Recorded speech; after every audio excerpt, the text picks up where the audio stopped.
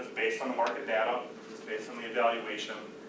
And I think if we take today and we fast forward 5, 10, 15 years with this organization, I think you're going to see changes in your profession. They're going to give you a seat at the table. I want to talk about a few of those things as we wind down here. So I'm going to skip through some of these coming up here. You'll have these at your disposal, but kind of the types of things when we look at it. Job evaluation, especially when it comes to reclassifications. And I have some organizations that I work with where employees feel that the only way that they're going to see a raise, a meaningful raise, is to put in for a reclassification year after year after year.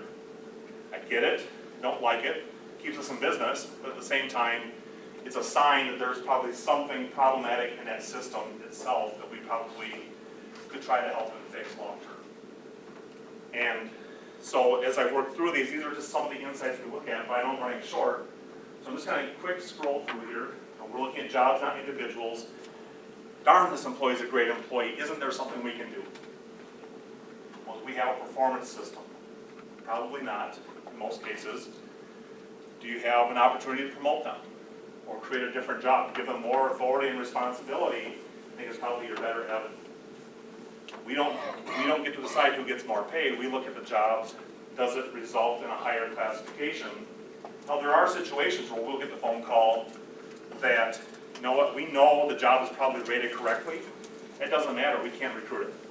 Electricians, plumbers, building inspectors. You go on down that list of the trades, maybe we need to make a market adjustment as opposed to a job evaluation.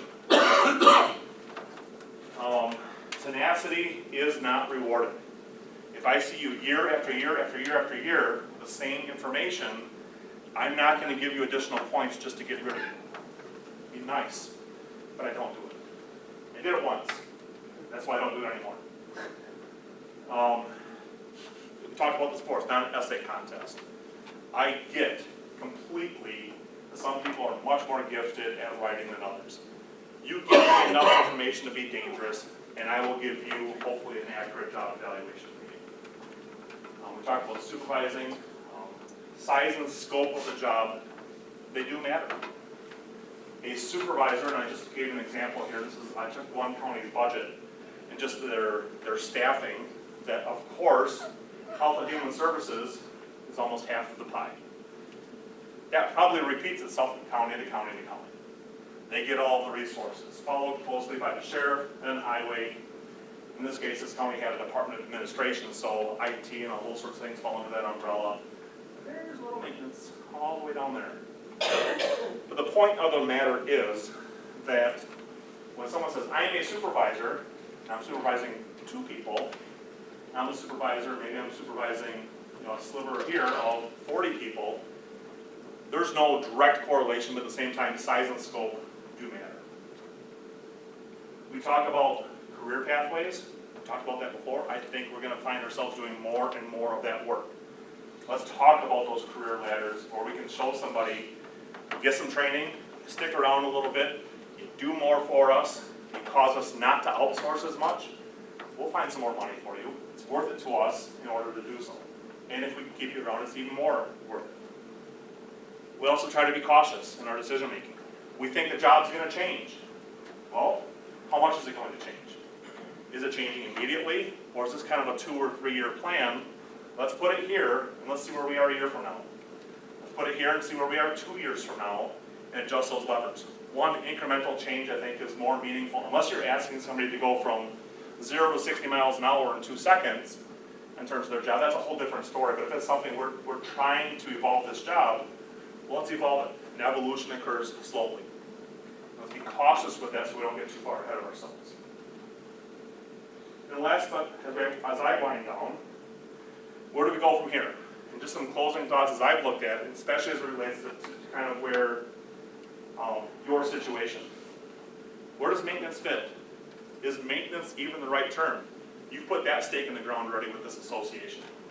It's not just facilities, it's not just maintenance, it's more about the facilities. What do you bring to the table?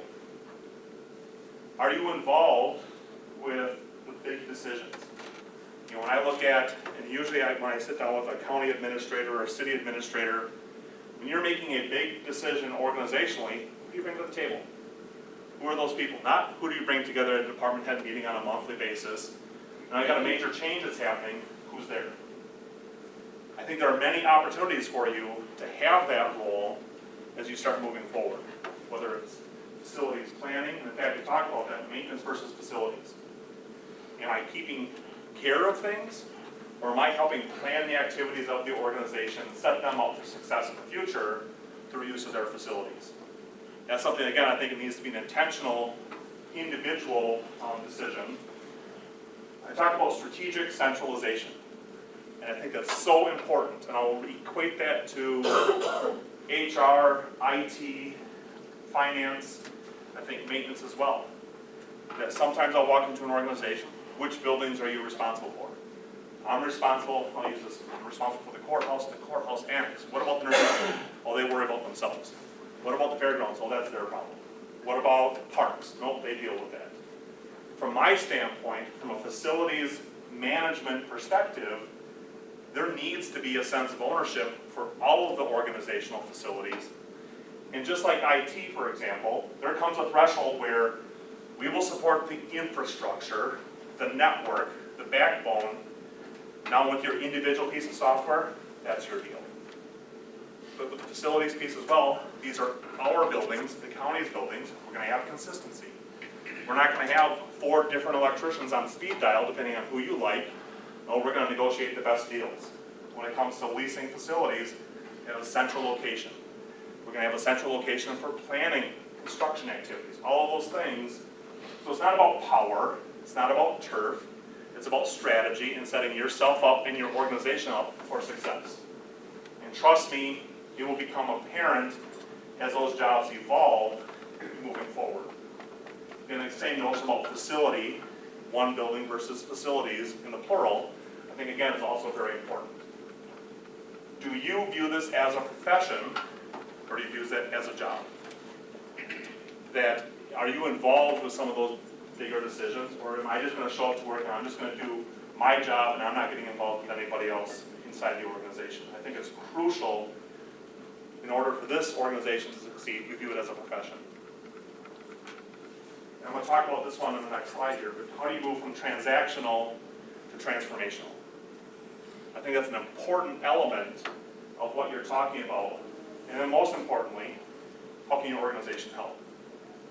Bringing people in to help move you along, I think, is incredibly important as you continue to move forward. So when I look at this, I gave a presentation in January to my association, Public Employer Labor Relations Association. It's a mouthful. Basically the public sector HR people in the state of Wisconsin. We had this conversation. This is the slide I use for the human resources function. I think it has just as much application here. The transactional. I'm going to keep the floors clean, the sidewalk shoveled, things that are broken fixed. That's about it. That's your transactional piece. When I talk about strategic, now I got to see at the table. So here in this example, workforce planning, well, building planning. We're going to build a new jail. What does that mean to us? Not just, do I need more bodies? That's always the conversation. But what about all of the systems that go into place? Are we having consistency? Or are we going 2 or 3 different directions? All of a sudden now we have to learn 2 or 3 different ways of doing things. And this transformational, again, is one of those that move from maintenance, custodial, janitorial, to facilities management. When I look at, and talk more about the surveys we look at, we see facilities maintenance, facilities management, facilities planning. Those are the jobs that we tend to see in the surveys we work with, and I think transformational encompasses all of those things, that we're doing the planning, we're doing the administration, and we have to roll up our sleeves from time to time to get the work done, but we're looking at making the organization better through the choices we make and the contributions we make to the organization. And again, I think through this organization and through the work that you do, you can go, very few are solely stuck in that area. But my point is that evolution will indeed give you that seat at the table. If you have any questions, I know I'm up against time. I can stick around a little bit if you need me to, otherwise happy to answer any questions you might have now. You got my email address, you can email me. Yes, sir. So as directors, managers, supervisors, and facility staff, you know, when our counties come out with a class and comp study, Yep. and I can tell you Brown County's done 4 of them in about the last 7 years, and none of them have moved forward. So you can blow the dust off them on the shelf. Yeah, so what kind of questions should we be asking back and challenging in a constructive way, from your perspective? You know, I've had several clients over the course of the last few years where they had a history of, let's go through this and let's put it on the shelf. And the first thing, I'm going to answer your question in a roundabout way, that I tell people all the time, I would rather you do nothing than to hire a consultant, aside from the waste of money. But the organizational effort that occurs, putting employees through the process of doing documentation, all of the meetings, all of the emotions it stirs up, and then probably it takes about a year or 2 for it to begin to die down a little bit. You're better off doing nothing at all than going through that process and then just putting it on the shelf. So as a board, and I had one city council where they'd done 2 studies, put them on the shelf, and then they came to hire us, and the council said, we need to adopt whatever he tells us to do. So that'd be great. You really should ask some questions. You know, so the point is, with your particular situation, what are your gaps? Do you have a disconnect in between the hierarchy across departments? Are you playing favorites? Whether intentional or not. This person yells the loudest, I want them to shut up, so I'm just going to give them more money. Well, over time, that repeats itself. I'll go back to the bargaining days, where I'd sit at the bargaining table, and depending on who was at the table, somebody was going to ask for a reclass. And so at the end of the process, I'd look at it and say, well, wait a second, you want a 40-cent an hour raise, there's 2 people in that job, so $800 a year times 2 for $1,600, I can settle that contract. Where do I sign? Pretty quickly you learn, over the course of time, you get out of the way. Because the next bargaining round, somebody new is at the table, they want their reclass. The next round of bargaining, somebody else is there, they want their reclass. I think the same thing holds true with these sorts of processes, that over the course of time you're making individual exceptions that it's going to bite you in the backside long term because you're going to get out of whack. It's going to go out of balance. And so I think the question is, 1, do we have a strategy? Are we competitive in the marketplace? That if you are advertising, re-advertising, and re-advertising for jobs, something's broken. Money's not the only thing. And that's the other part that I didn't even touch on, but I think it's such a crucial part. I could probably talk, in fact, we have a consultant that lives in Rapids, and she could probably talk about it better. But pay is a fraction of the issue in terms of people coming and staying at an employer.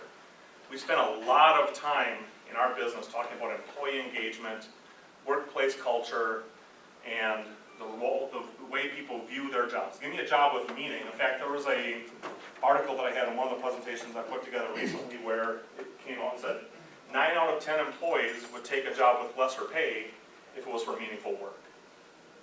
Do we have meaningful jobs? Do we have the reasonable support of the board in terms of the work that we do? Or are we being told that we are pigs feeding at the public trough, every other meeting of the board? And I think that's beginning to change. But again, that notion of words matter, employees listen, so there's all those things that go into place. I don't have a clear-cut answer for you in terms of trying to bring an organization to that point. But if you're trying to be strategic in your approach and trying to bring people in, keep people in, then what is our plan to do so? Compensation isn't going to fix all of those issues, but the point is, again, that if you have disparities, they're going to come back and bite you in the end. So it's just a tough situation you find yourself in. There was one class and comp study that was shared, and I'm not an expert, by Neither am I. training. I'm a registered architect, so I'm not a CPA, and it wasn't an accounting firm that did this for the county. There were just aspects of it that just, in my read of it, just seemed fundamentally flawed. I don't know where they got their data. I don't know what comparisons they did, what marketplaces they used. Part of it I felt like they used just similar counties as compared to Brown County. It's just really hard, and this isn't my swim lane, to be that's a good question, because I wrestle with some of those. Usually, and I'm sure people come in behind this and have to fix up messes we make, so I can't, it's pot calling, but there are times we have to walk in and say, well, what is the purpose behind this methodology? I don't know. Why are we comparing to 3 organizations instead of a larger marketplace? If I look at Brown County, you can pick a marketplace for days and have the debate, who are we competing with? Are we competing with Kenosha or Racine, or are we competing with Appleton to Peter? Those are different, and it depends on the level of job. But there's that balancing act. When we're in the consulting world, I know I'm past my time, so I apologize to whoever's up next. But in our world, that there's certain information that we have to protect because we're in the business. And we, if we put too much information out there, someone, in fact, we've had this happen before, come in and say, well, thank you for the information, or we're going to take it and we're going to come in and use that someplace else. So it's that balancing act in terms of sharing too much. But if I can't tell you, and I know we do every project, here's what we're comparing to. Here's the jobs we're using for comparisons. And because we have a wide enough data pool, if I have someone who's paying super low, someone else who's paying super high, they tend to cancel each other out, and the rest of the marketplace moves that out. And that's why we like larger data sets, because we get rid of that noise, begin to balance out. So I would say, when you're working on the projects, there's going to come a point when you say, I want this information, I have to tell you no. But you should receive enough information to at least have some level of confidence that you're getting at least some information to make long-term decisions on. It's that balancing act. And so I have to apologize, but yet not apologize at the same time in terms of the sharing of information. But it is a difficult position for organizations to wrestle with. So. Any other questions? If not, I think we're over here a little bit, but great job, great presentation. Appreciate you coming by, Patrick. I think he deserves a round of applause. And like I said, before I even leave here today, I will email this presentation and the article to which I referred, so you guys can have the information. Drop me an email if you have any other questions. It's our busy season, so if it takes me a week to get back to you, don't feel offended, but I will get back to you. So again, thank you.